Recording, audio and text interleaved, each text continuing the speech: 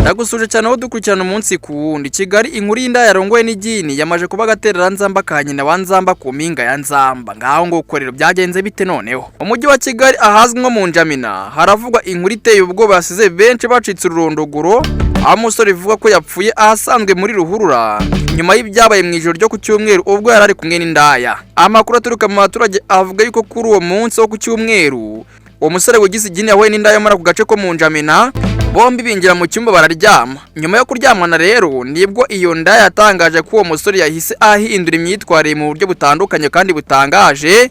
Avuga ko mu buryo butunguranye uwo musore yagaragaje imico idasanzwe atumye agira ubwoba bwinshi cyane bukabije. Iyo Ndaya ivuga ko uwo musore yahise yitwara nk'igini bituma itangira gusakuza cyane itabaza abaturage. Iryo sakuza ry'iyo Ndaya rero ryatumye abaturage bahurura baza kureba ibyari bibaye. Abenshi mu bageze aho ngaho bavuga ko batabonye neza isura y'uwo musore bitewe n'uko yari kwiruka cyane kandi hari mu mwijima, ariko bakemeza ko imyitwarire itari isanzwe, bakavuga ko rwose yari ameze nk'igini. Uwo musore rero kugira ngo asimbuke ngo byagenze bite, mu gihe abaturage bari bakiri aho ngaho barimo kumureba, ngo uwo musore yirukanse cyane agana hari Ruhurura maze arasimbuka ku kanya yitagwamo.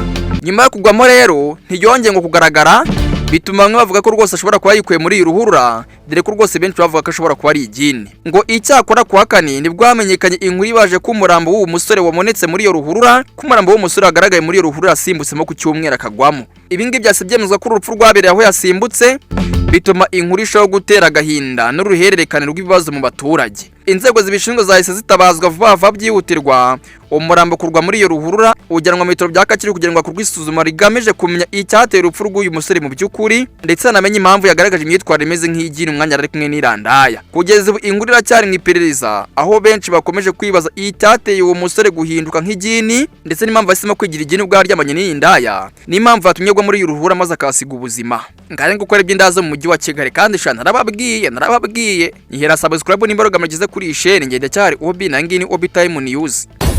Obi Time News.